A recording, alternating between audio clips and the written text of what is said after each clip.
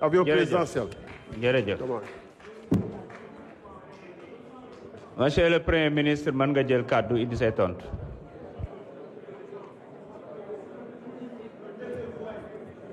S'il vous plaît. Nañu wéyal déglu bi. Merci beaucoup. Je pense que dans les interpellations de l'honorable député Thierno Alassane Sall, il y a beaucoup d'amalgame.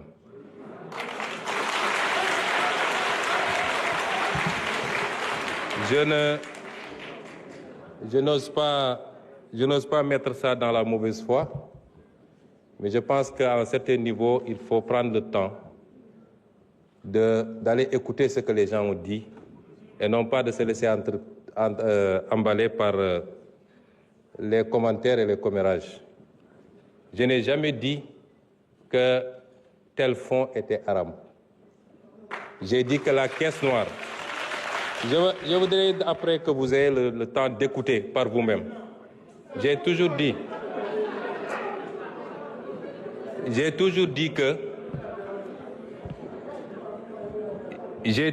que dans un pays, il faut qu'on soit très clair, dans un pays, avoir des fonds qui sont laissés exclusivement à la discrétion d'un homme, fût-il président de la République, qu'il peut utiliser à sa guise, qu'il peut donner à qui il veut, qu'il peut même mettre dans une pièce, mettre de l'essence et allumer, c'est inadmissible parce que c'est l'impôt des Sénégalais.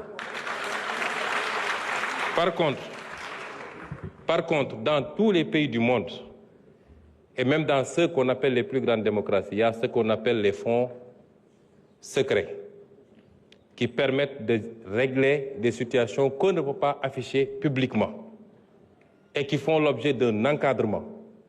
Et en étant député ici, et en étant dans l'opposition, j'avais fait même des propositions sur cet encadrement-là. Et cela correspond à la vision de PASTEF qui sera matérialisée dans la gestion de ces fonds secrets. Parce que nous respectons toujours nos engagements, nous. Et nous, au moins, on a pris ces engagements, vous ne les avez jamais pris. Ça veut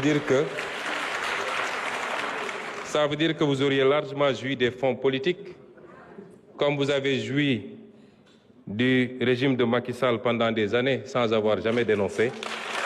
Et vous ne pouvez pas aujourd'hui donner des leçons.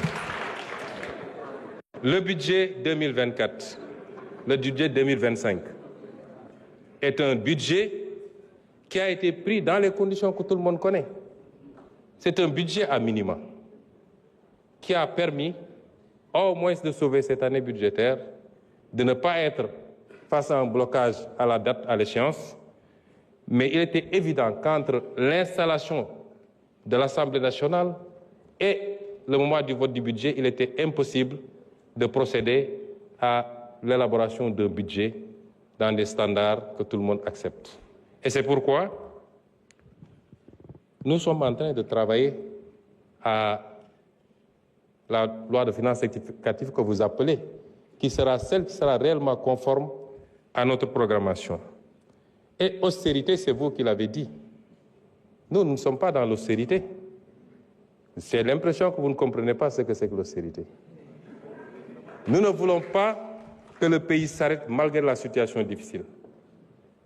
Nous voulons aujourd'hui travailler malgré tout, en faisant des efforts sur nous-mêmes, à dégager des marges budgétaires qui nous permettent, tout en continuant à respecter nos engagements, aussi bien par rapport à la dette intérieure que par rapport vis-à-vis de nos engagements internationaux, de pouvoir avoir des marges budgétaires pour lancer le programme Vision 2050.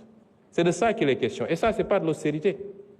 Parce que nous sommes très conscients que la plupart des pays, quand ils sont confrontés dans cette situation, le premier réflexe, c'est de tomber dans le piège de l'austérité. Nous ne sommes pas dans ça. Nous sommes dans le réaménagement qui nous permettrait, tout en tenant compte de la situation catastrophique dont nous avons hérité, de faire les bons choix en rationalisant la dépense publique et en dégageant des marges qui nous permettent, dès la semaine prochaine même, dès les jours à venir, de commencer à lancer le programme, que l'économie ne s'arrête pas, que l'investissement ne s'arrête pas et que nous puissions continuer à produire de la croissance indépendamment de la croissance qui peut provenir des secteurs qu'on connaît habituellement, notamment le pétrole et l'agriculture. C'est ça qu'on est en train de faire. Ça, ce n'est pas de l'austérité, M. Thierno Alassane Sall. Et donc, il faut réviser et revoir un peu ces notions.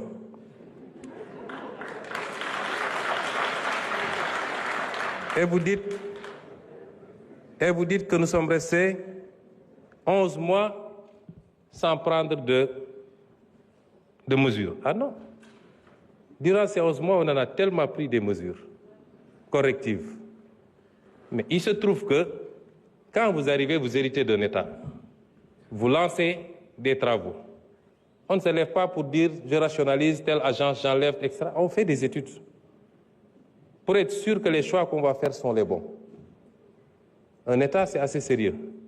Et durant le temps de ces études, il fallait continuer à faire tourner l'État, comme on dit.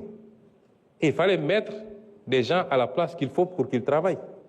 Parce qu'il n'est pas question aussi qu'on laisse des gens qui ne partagent pas notre vision, qui ne comprennent pas notre combat, continuer à vouloir piloter des directions générales stratégiques ou des agences où on a besoin aujourd'hui de nous installer dans la vision 2050. Et le temps de faire ce travail, effectivement, on a mis ce qu'il faut. Ce qu'il faut saluer, et vous devez être le premier à le faire, c'est d'avoir le courage de dire, nous ne subirons pas la pression du militant, nous ne subirons pas la demande militante, et nous allons faire les réformes qu'il faut. Quitte à dire à un directeur général sur 3 que nous sommes désolés, mais le pays n'a pas besoin de cette responsabilité pour le moment. C'est ça le courage politique. On aurait fait comme tout le monde, comme vous avez fait quand vous étiez au pouvoir, on allait laisser les choses telles quelles et même créer de nouvelles agences. Monsieur Sall, quelquefois, il faut savoir applaudir, c'est bon. Ça ne vous enlèvera rien. Vous ne pouvez pas vous inscrire dans la critique gratuite, c'est pas bon. Les initiatives sont salutaires et saluées par tout le monde, mais dites gongo et puis c'est fini. Je vous remercie. jërëjëf njiitu jawriñ yi mbokk yi